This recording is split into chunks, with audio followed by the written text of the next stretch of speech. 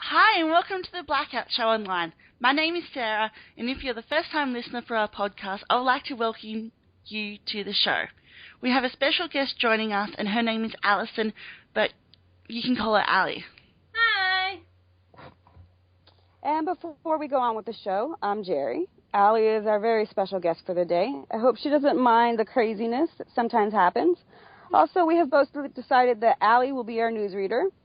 But before we do, please tell everybody a little bit about yourself. Of course. I am Ali, and some of you know me on the LPU as Kameko, or Twitter as Nephi Phoenix. I'm 28 years old, living in Savannah, Georgia, USA. I've been a fan of Linkin Park since they released Hybrid Theory back in 2000-ish. I don't know the exact month. And I work as a mail clerk at a university. It is not the greatest job ever, but hey, bills get paid. So yeah, boring life. I think before we put Ali up to anything, we may want to note that a lot of things have happened so quickly in the fan base that Jerry and I are barely keeping up with everything. So we do apologise now for any future things that we leave out in the news. But, yeah, like I said, a lot of things have been happening really quickly and we're barely keeping up. That's two people working social media accounts. That really says something. And two people not keeping up. Yeah, two people not keeping up at the same time in two different time zones. Definitely there. And it's also another reason why we're putting Ali up to the job of the news anchor. Because, let's face it, I did it the first time around. So you leave all the slack on me. Okay, that's fine. Yeah, of course. According to BuzzFeed.com, a recent research of preferred state-by-state bands shows that Arizona is the state most likely to prefer Linkin Park. As we all know, Chester is from Arizona, while the rest of the band are from California. A bit shocked to see that California wasn't the state preferring Linkin Park. I mean, I guess, considering how huge they are, I figured they would be, but you never know. But yet again, Chester is the only non-California band member, and the most awesome. Yeah, but also when you looked at that map, didn't you say something like Nirvana was really big on the East Coast or something, despite the fact they're from Seattle? Yes.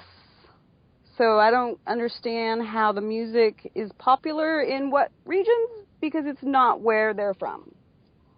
But I guess the Arizonians must have a great sense of music if they chose Linkin Park as their favorite band to listen to. It could also deal with the fact that Chester is also from Arizona. That played the big part in it. Probably, but I would have expected, to be honest, them to be big in California, just because the majority of them are from California. But I think California is more of a rap society, I think. Hello, Shinoda. Yeah, exactly. More ish, though. Huh. Have to look. Yeah. Oh, I don't know. It was just very interesting to see the distribution of the bands and people's tastes on that map. Definitely. Yep. Moving on, Linkin Park announced the dates for the North American Carnivores Tour with 30 Seconds to Mars with special guest AFI. Along with various U.S. dates, they are stopping by Toronto, Canada for a single concert. All information on tour dates and tickets for this tour is on carnivores.com, including VIP packages for certain dates. There will be a lot of meet and greet lottery entries going on the LPU2 sometime in the future. So make sure you check back at www.carnivorestour.com. Okay, so hands up if you're going to this North America tour, or just because we can't physically see each other right now, you can just scream out me. Me! I just put my hand up anyway. Well, I don't have my hand up because I can't go to this, because I don't have the plane tickets to go. Oh, that stinks. So, it would have been fun to have you. Yeah, we would have caused utter chaos. It would be fun. We can also all bug my husband. That would be great. That would have been awesome. What date are you going to, Ali?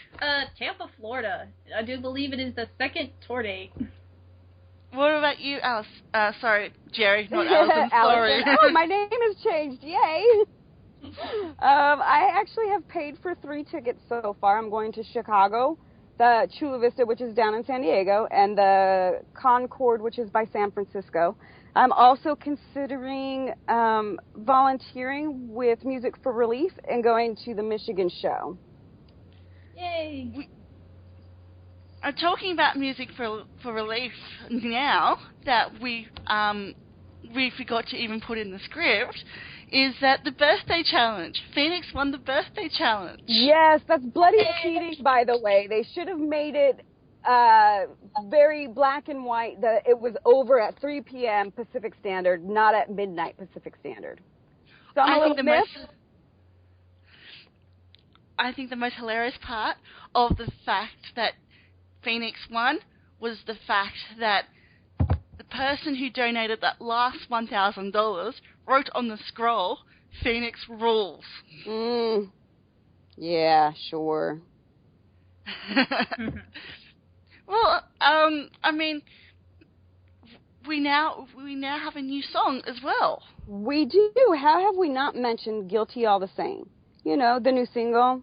No biggie. It just kind of premiered on Shazam and then went viral and sent the fan base into a feeding frenzy. It should have been the first thing Allie said. Bad Allie. Bad Allie. Hey. Yeah. Y'all were the one that went off track. So, gee, don't mention me now. And, yeah, like, Jerry just, quotation mark, open self-proclaimed, end quotation mark, Linkin Park's new single, Guilty All the Same, featuring New York rapper Rakim, dropped recently. It appeared on Shazam, which is a music recognition software available for Android and iOS. I have an interesting story surrounding this. I was actually on Facebook when the song dropped, and what had happened was a friend had tagged me in a Facebook post, and it took me a few minutes to register what was happening on. And so I asked more questions, and then it finally clicked, and then it turned out that I didn't even have the app on my phone, so I went around racing to download Shazam on my iPhone, and suddenly my 3G and Wi-Fi banded together to make sure the 30 megabytes download was the longest moments of my life. So not only were they the longest moments of my life, just downloading 30 megabytes for this app, my phone decided to freeze up altogether when I went to Shazam the Linkin Park song in order to get it. So a big fat thank you to Shinoda for breaking my phone. You can always thank Shinoda for breaking phones and fan bases. Hey, at least you didn't break the LPU chat one time.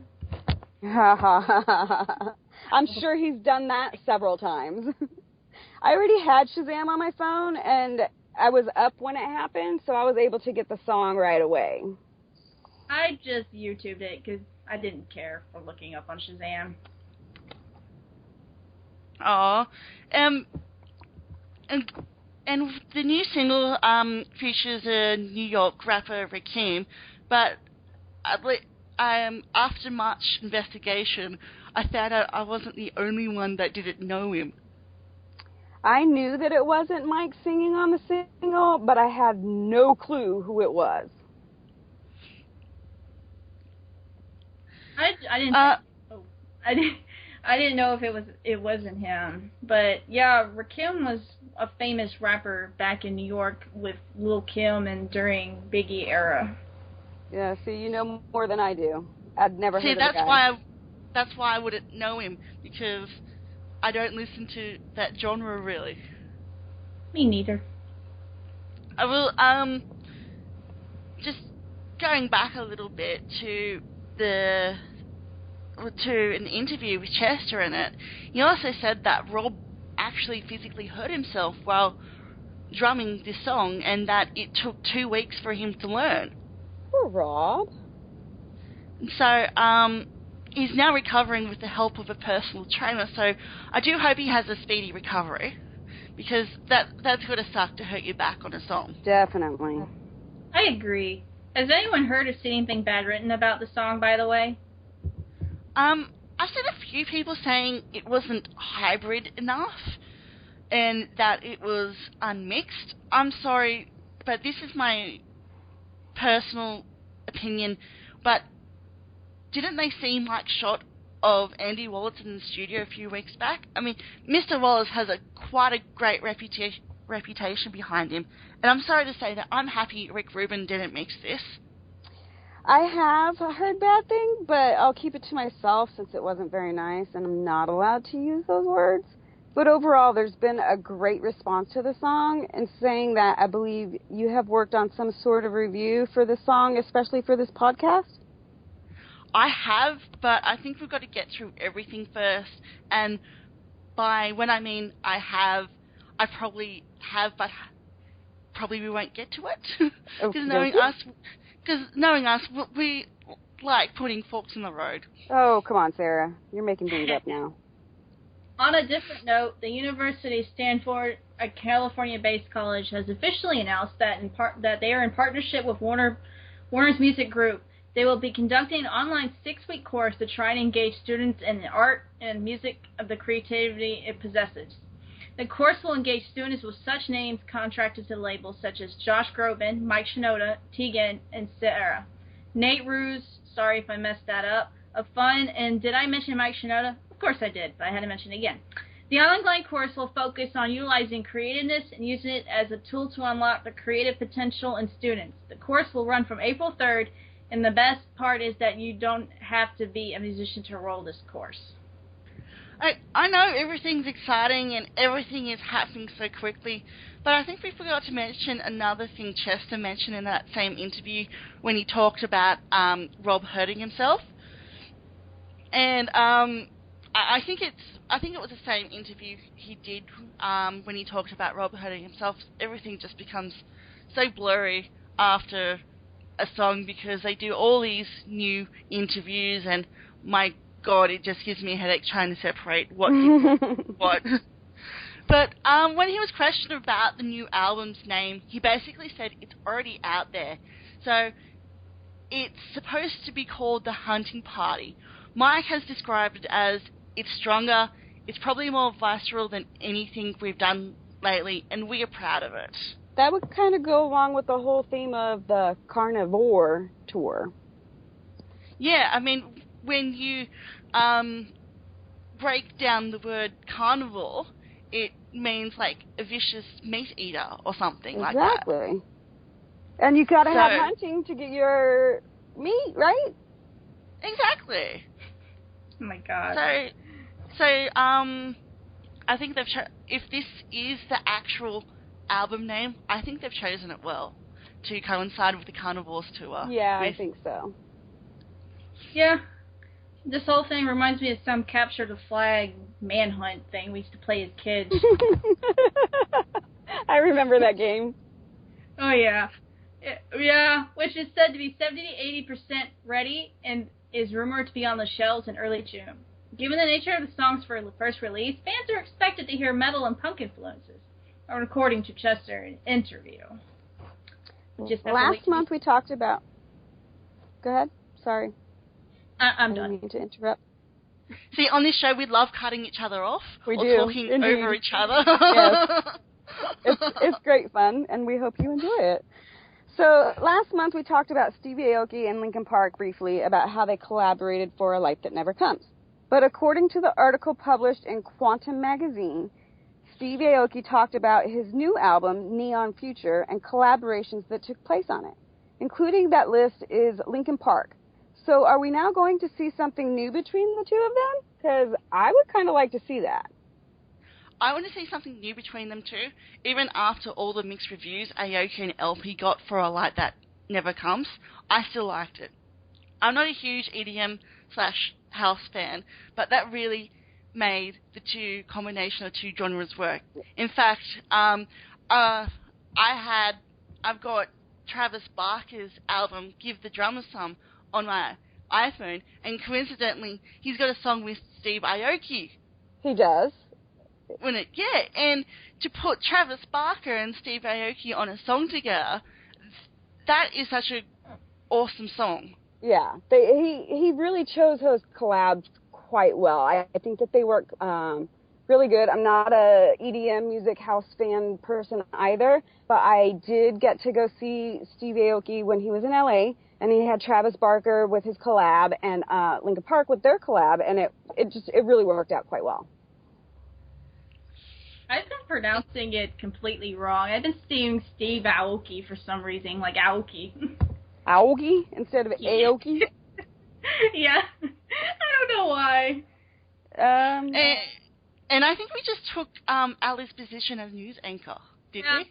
Yeah. Yeah, we like to swap stuff around. You know that. Come on. Yeah, nothing on this show ever goes to plan, or even to script. We like to throw spinners in the works and get slightly off topic. Never. So speaking of being off topic, Anna Shinoda, you know her as Mike's wife, has a book coming out in the next few weeks. And she's announced that she'll be doing a couple of book signings in the beginning of the release.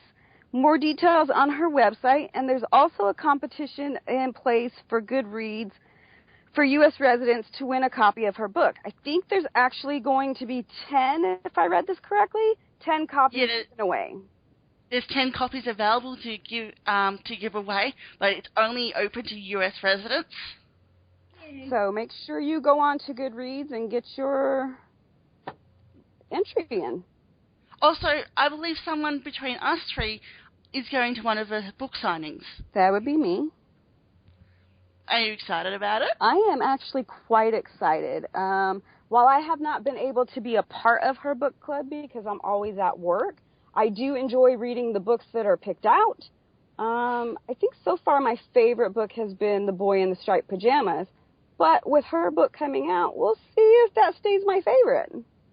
Well, Alison and I have been regulars in Anna Shinoda's book club, haven't we? Yes, very. Lucky but lately, you. I've been taking over my life during those hours. So I always come in like an hour and a half late, but it's still going on at that time. Well, at least you get to get into part of it. I don't even get to get into part of it. I remember the time Ali came up late and we all made her stand up in the front of class. Oh, poor Ali. I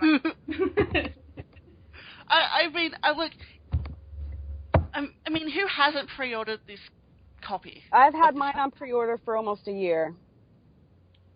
I'm just waiting. Well, that's okay. I mean, I think I have 2 copies on pre-order. I've got Did you get one pre-ordered for your on mom? Amazon. I've got one. Yeah, I've got one for my mum. Yeah. I know how corny does it sound because I suck at Mother's Day presents, so I'm getting her a book of Anna Shinoda's book for Mother's Day. What a perfect gift! The gift of literacy. Yay! And I've also ordered it on iBooks, so on the go when I'm traveling and stuff. So Nice. And I'll also be ordering a physical copy for myself, so I can add it to my book collection. Sweet. Yay. I think what's making this anticipation for Anna's book so great is the reviews that I've been hearing about it. I mean, Goodreads is a great site for recommendations, reviews, and general stuff about books. And it's averaging 4 out of 5 stars at the moment. Very nice.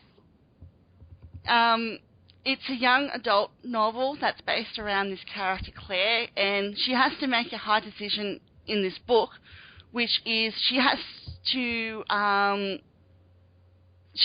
herself if turning her back on her family is the right thing to do or if it's selfish. I mean, there's more plot to just that, but that's just it compressed in a way. Right.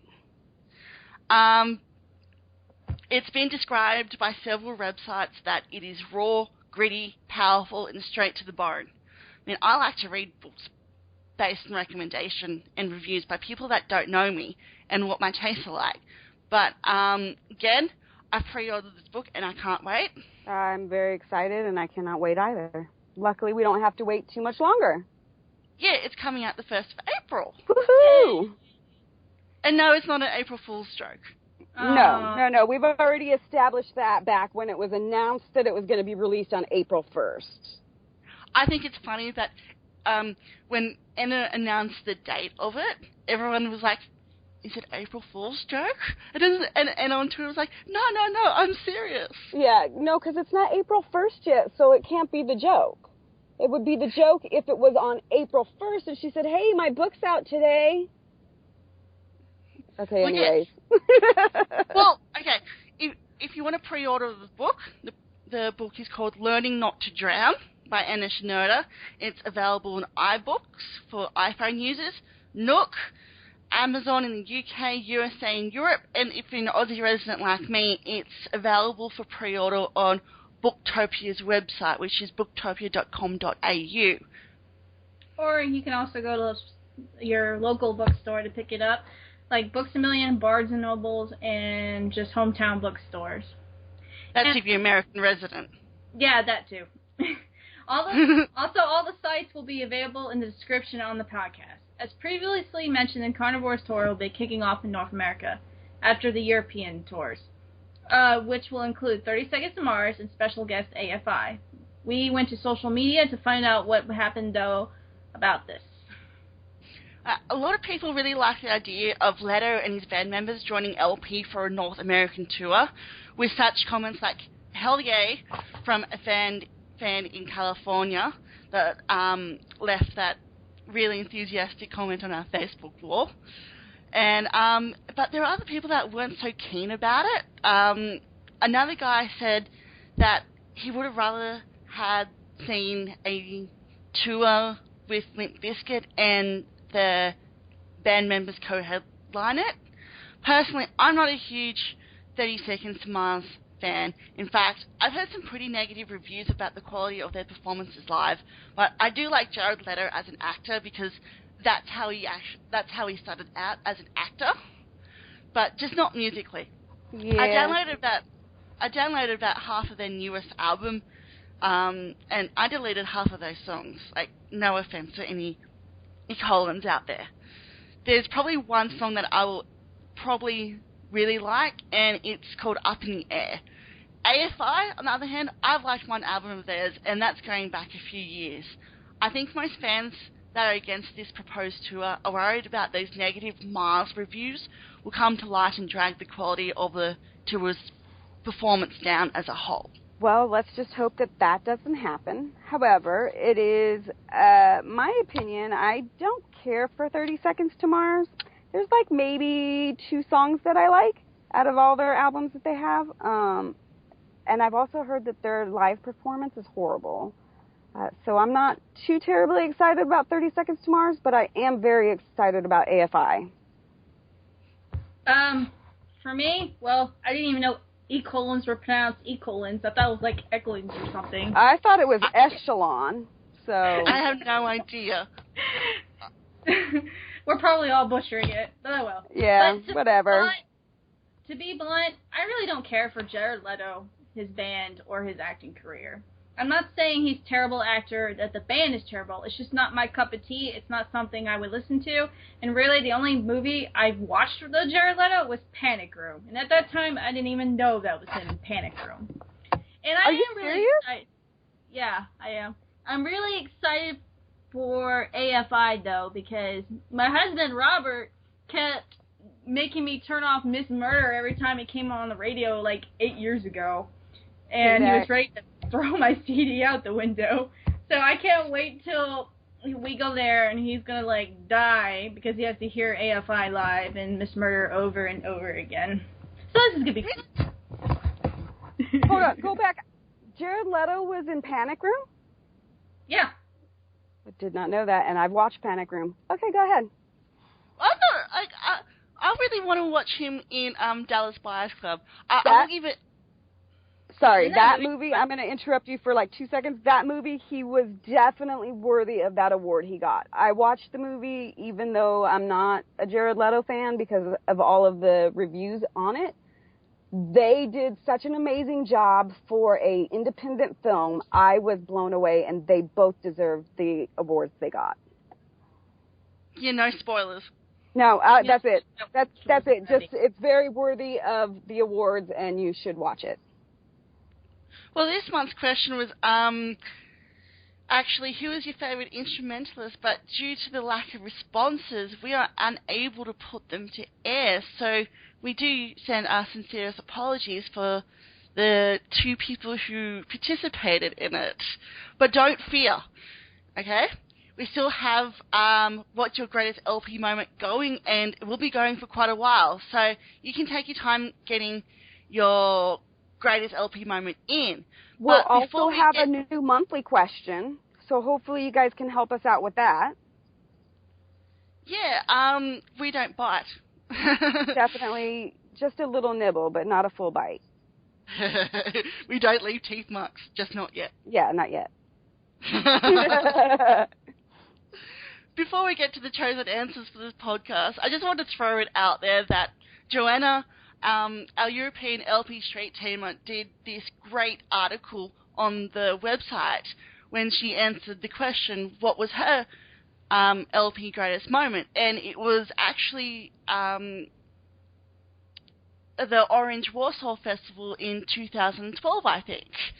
And she wrote in, and she included pictures and everything. And if we read this out loud in the podcast, it would probably take all of our time. Yeah. I mean, we already go off script and off program several times. Imagine what it would be like. It's all Jerry's fault. You can blame me. It's fine. I can blame for listening. Yeah, we blame Jerry. Because we always do. I can take it. Hashtag blame Jerry. Hashtag oh well. But because we've got our special guest on air, I think we should hear Ali's greatest moment first up. Yeah, Ali, come on and tell us. Okay, sure. Okay, now that I think about it, now that I was given time to think about it, this thing happened back in 2012. Mike came into the LPU chat doing some kind of podcast. I really can't remember if it was for iHeartRadio or not, but he was taking phone calls through a phone line in some studio he was in, and he was taking questions, and he would give the answer to, and it'll be put on some kind of podcast later. I don't know if the podcast is still up, nor do I remember the URL link. But I was in the LPU chat. I must have tried that phone number over 200 times. I got through 5 times, but he was still online with somebody else, so it kept ringing. And eventually, he never picked up my call until the 5th time. Oh, and that sucks. The podcast was already over by then, and he was telling me that the podcast is over and all, and I told him my name, where I was from, and I gave him my full name, which felt weird because I was the only one who did so. And he said, Allison, and then he said something else I can't recall, but I do remember that he said he was a huge fan of me. And at that time, the whole LPU chat was blowing up saying, Allie, oh my god, Allie, over and over again, and Mike was reading the chat, kind of laughing at it. And then I was like, my face was like that little meme where the eyes are pointing up in the sky, and it's like, what? And I said, what just happened? Yep. And I said, thanks, and he kind of then he laughed, and then he said, bye, have a nice day, and I said, bye, you too, and then hung up. Oh, that's nice, but doesn't he butcher your username in the LPU chat, or is that Dave or Sean or whatever? That's Sean. I think he's got it now. I mean, how do you pronounce your Twitter handle? Neffy's Phoenix. Neffy's Phoenix. Neffy's. I always pronounce it as Nephthys Phoenix. I just don't know why I've always done that. Nephthys is an Egyptian goddess. I'm sorry. And she has to do with death and something else that I can't remember offhand, but I got the name from a Yu-Gi-Oh card, which was called Sacred Phoenix of Nephthys. And so I just took Nephthys and Phoenix and put them on together, and that's how it came up with nephew. Awesome. So the death of Phoenix. Sweet. That actually works, too. Didn't think about that. That's a good one. Poor Dave. I know, right? All right, we've got a second response from the greatest LP moment. Would you like to tell us about that, Al? Yeah, sorry. I'll go ahead and say that. Our second response goes from... See, I'm slow.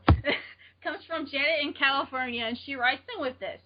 And I had to change the wording around a little bit so everybody would understand it. Sorry, Janet, in advance.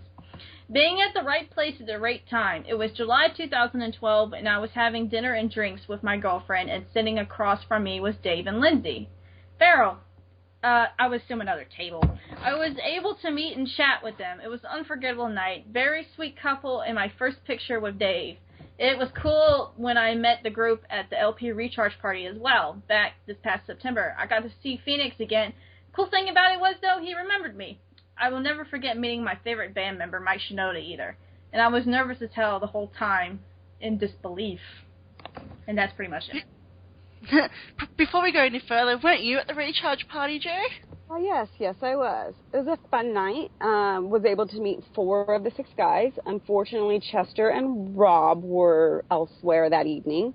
But it was fun, and they were, outgoing and not rushed for their concert, so it was kind of nice. Well, our third response from the What's Your Greatest LP Moment comes from Aziz in Norway, which is like on the other side of the world from California. So I think we're loving the diversity of location of fans that are writing in. Definitely. And he writes in and says, my favorite Linkin Park moment is live in Texas, when they destroy the guitars after a place for my head. That was so energetic and crazy. I personally think it's hilarious when the guys go full rock star, because they're like, I'm just going to smash all my equipment. I can go buy me another guitar tomorrow. Yeah, that just makes me cringe. I don't care how much money you have. That poor guitar did absolutely nothing to you. I don't like it when band members do that either, because, I don't know, I just view it as, like, a waste. I'm like, give it to me! Don't smash it! Just give it to me! Yeah. Sorry, LP in advance, but that's just my opinion. Dave, stop. Random. Well, we're talking about unjustified tangents, which we seem to have a lot of. No. That's so not like us. 100% Angel fans here. Okay, all unjustified tangents we can blame Jerry for. Sweet. Okay. Hashtag, it's all good. Hashtag blame Jerry. Yeah, just when you listen to this podcast and you write in with comments, hashtag it saying blame Jerry. Yep. And then put hashtag it's all good. And it's all good. I can blame my friend Yassine because he's the one who started this hashtag blame Allie thing. So now I'm going to move it on to y'all. I'm going to blame hashtag. Aww, Allie, that's so sweet of you. So I don't know, like, because we, if you've been on Twitter recently, Mike went on some random YouTube spree about goats and finding, something about sampling a goat for the next album. Mm-hmm. And, like, a goat scream. Yes. So, I don't know if we're going to call this show the Blackout Show Online or hashtag blame Jerry. Which one? Hashtag blame Jerry. Hashtag blame Jerry. I have to go with that one. Okay, so we're still looking for the LP goat, in other words. Yes, the LP goat is still on the lookout.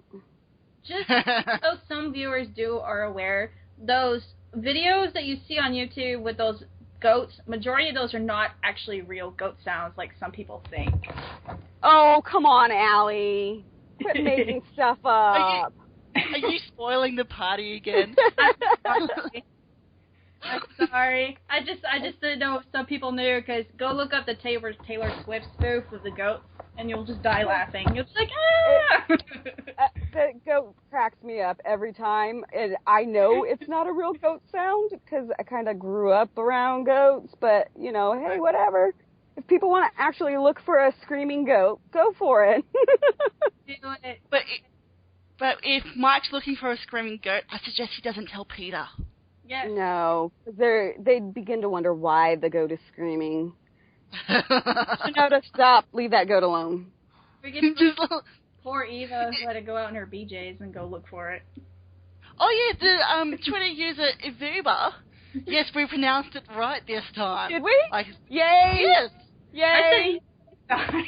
Well, only time. We murdered her name on the first postcard. Yeah. And she wrote in saying, "I'm just here laughing my butt off because you can't pronounce my name properly." Yeah. Poor woman. Was it she ran downstairs because she heard goats outside in her pajamas, and she's like, "Hold on, Mike, I'll go get him."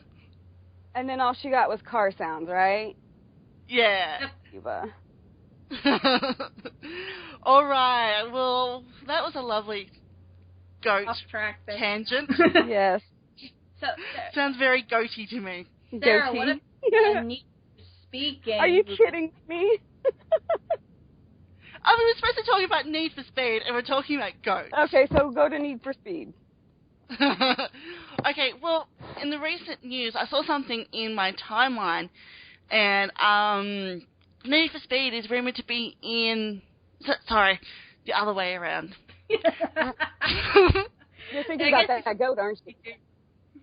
Yeah, Need for Speed is supposed to be in Roads and Travel. That really makes sense, Sarah. Be a better movie title. Heck yeah. Yeah, yeah. And a good or awesome or Okay, title. For our gamers, for our non-gamers, should I say, Need for Speed is actually quite a good racing movie. Game. Leave the sheep alone. It's like, Sarah, just get off the air. Put the goat down, Sarah. Put the goat down. I can't. It's so warm.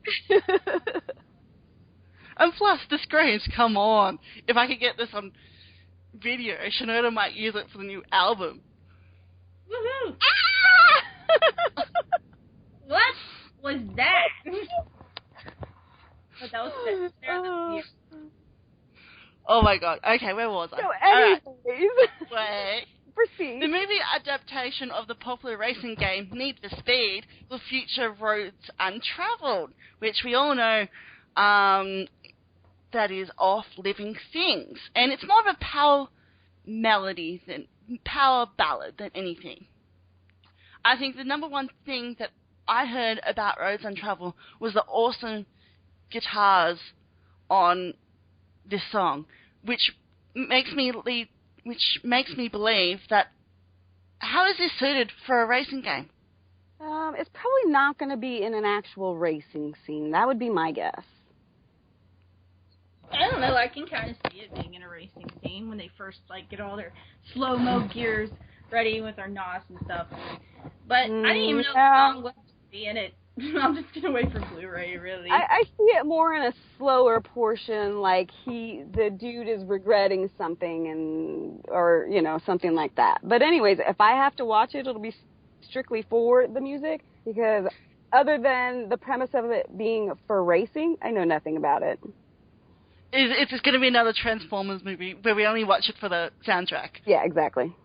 I actually like the Transformers movies. Mine's the second one. I'm actually looking forward to the fourth one.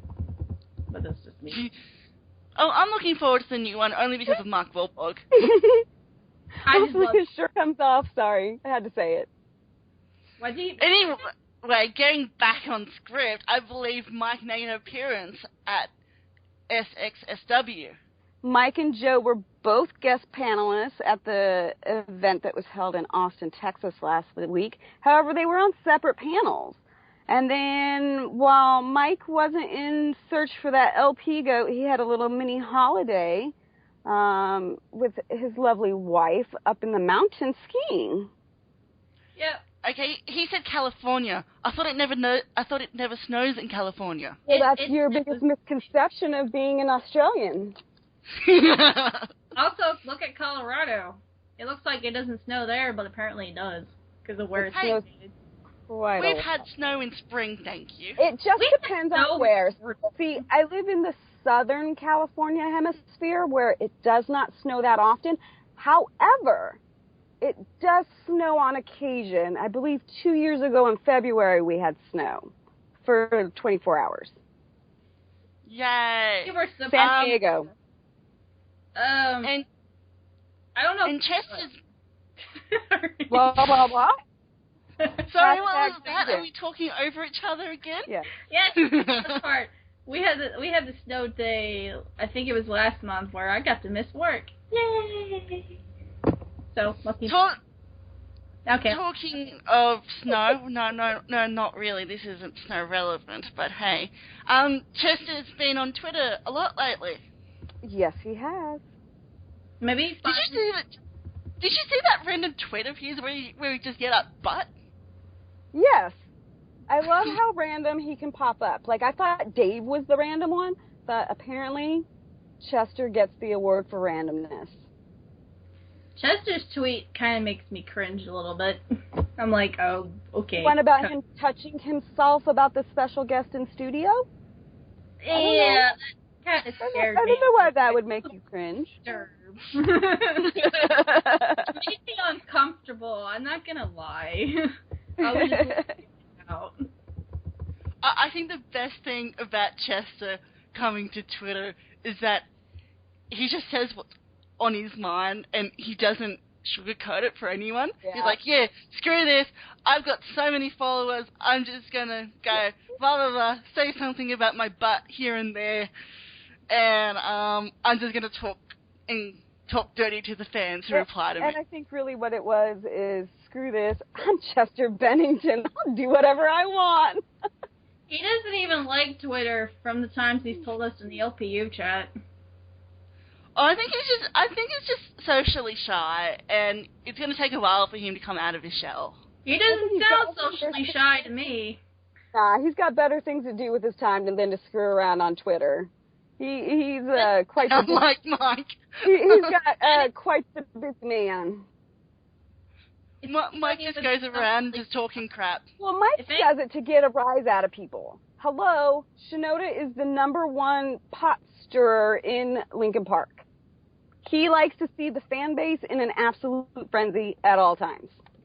Actually, I think that's more Dave's caliber, because he sometimes can be, how to say this, a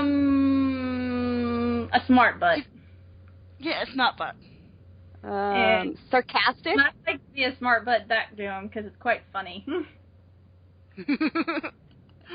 People are probably wondering why I'm like that. And I'm like, because he's like it first, and because it's fun, and I don't care what you think. Okay. Yeah. But talking about Chester on a different note, it's his birthday. Yeah. Because by the time this